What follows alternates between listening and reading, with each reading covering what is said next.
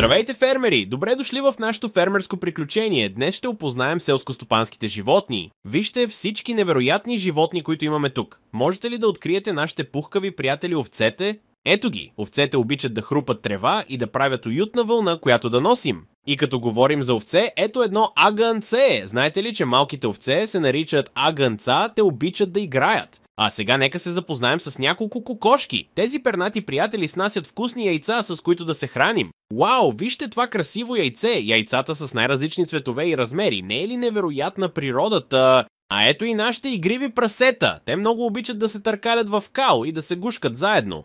О, те са такива малки пакосници, но знаете ли, че прасетата са и много умни животни? Ах, какво спокойно място! И вижте кой е тук, грациозните патици. Те обичат да плуват и да крякат по цял ден. Патиците са отлични пловци и дори могат да се гмуркат под водата, за да намират вкусни лакомства.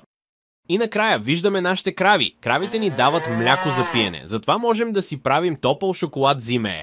Млади фермери, надявам се, че сте харесали днешното приключение във фермата. Запомнете, че светът е вълнуващ. Продължавайте да научавате за прекрасните същества, които живеят на нашата планета. До следващия път!